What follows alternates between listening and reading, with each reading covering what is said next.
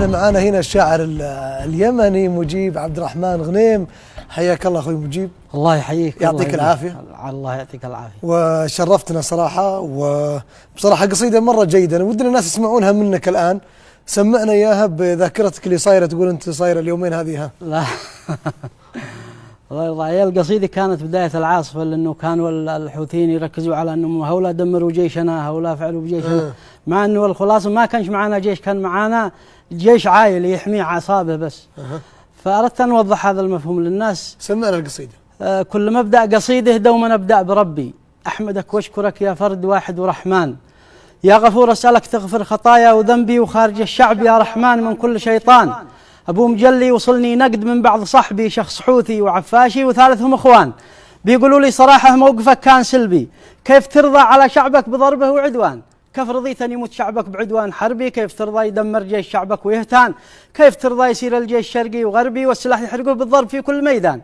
قلت والله ان الحزن يعصف بقلبي، وان كبدي بيتقطع لما يجري الان، لكن اشتي تقول لي اي جيش يا حبيبي ذي خسرنا وذي يستاهلوا كل الاحزان؟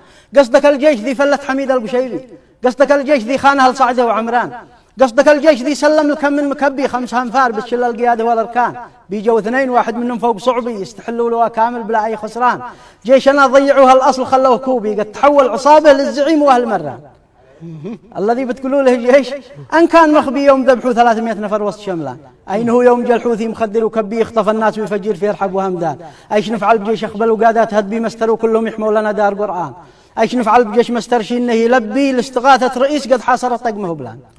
بعد هذا العمل هل يستحقون حبي؟ لا اكيد لا. اذا ما قلت لا فانت غلطان، والسياده اذا ضاعت ما هوش ذنبي. انت واللي جعلتها تصير في خبر كان، لان عفاش والحوثي جزاهم لربي سلموا ما معانا من سياده لايران. اشتي اسال سؤال، ايران وش دخلها بي؟ ليش واصل بتدعم كل مؤذي وشيطان؟ ما السعوديه هي هبت لانقاذ شعبي، لان نحن وياها احباب يا اخي وجيران، دوما المملكه توقف معي وجنبي، خيرها دائما نازل على ارض الايمان.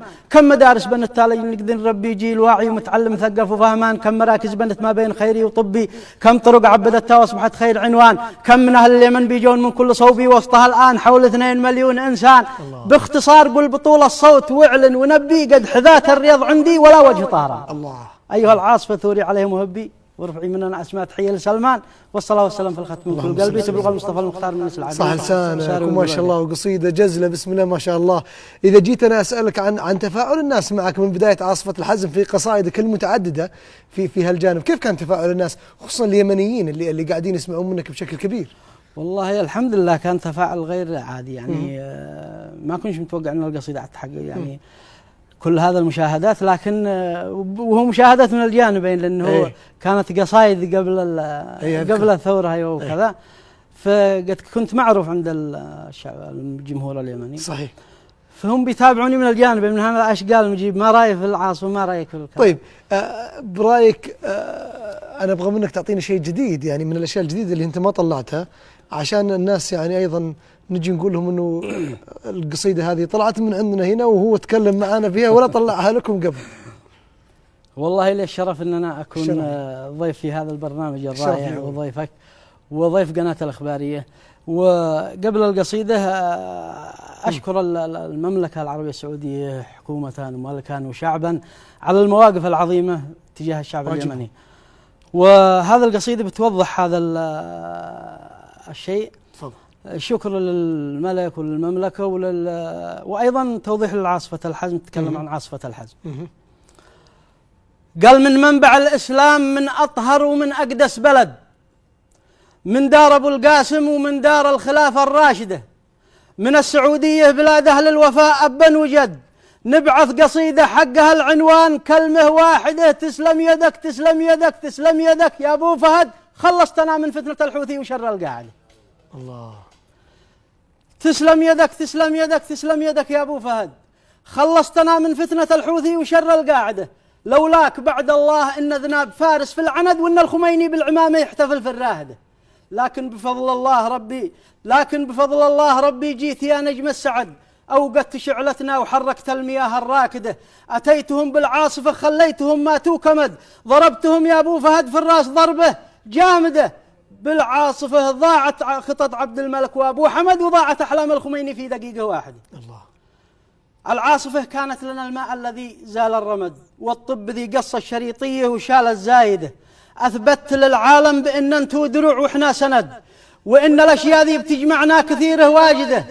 المملكة وأهل اليمن روحين حلا في جسد، كالكف والساعد ولا به كف يفصل ساعده، مثل الولد والأب للوالد شكا جاه الولد، وإن أصاب الابن شي ما ينفع إلا والده. مهما علي حاول على زرع الكراهة والحسد، دماءنا وارواحنا وقلوبنا متوحدة.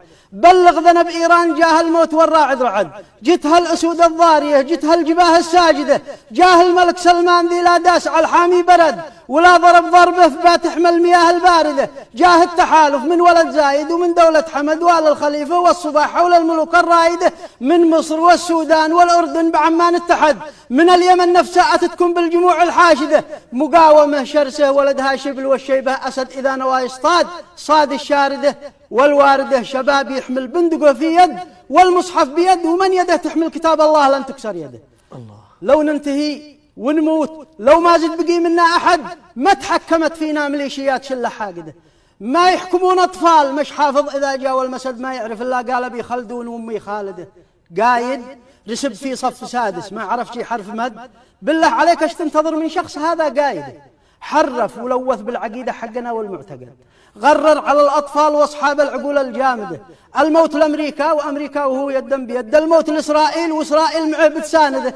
تلقاه يسب اليهودة من يوم الاثنين للأحد، لا ما تشوف أعمالهم ونعادها أكثر يهودة. تلقاه يسب اليهودة من يوم الاثنين للأحد، لا ما تشوف أعمالهم ونعادها أكثر يهودة. فكوا لخامن إيل حتى امتد في أرضي ومد، تمددت إيران حتى صابحت متمددة.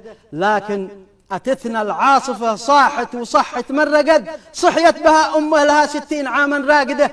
أمام هذا المد الإيراني وقف سلمان سد، من أجل ذلك بنقول اليوم كلمة واحدة: تسلم يدك تسلم يدك تسلم يدك يا أبو فهد، خلصتنا من فتنة الحوثي وشر القاعدة. وازكى الصلاة وازكى السلام في الختم الراعد مع النبي والآل وأصحاب أصحاب النفوس الزاهدة. والسلام عليكم. اللهم صل وسلم على محمد. تحية تقدير وتحية إجلال وإكبار لجنودنا اللي قاعدين يحمونا، واللي أيضا الآن موجودين وقاعدين يدافعون عن هذا البلد، وأيضا قاعدين يحمون اليمن وقاعدين يرعون اليمن ويهتمون في اليمن كثير. احنا فخورين بجيتك كثير. أنا مبسوط بحضورك. كنت زمان يعني أتابعك، الآن صرت أتابعك بشدة. الله يرضى عليك، لي الشرف ولي الفخر. الله يعطيك العافية. تسلم يا عمي، الله يكرمك، ألف شكر.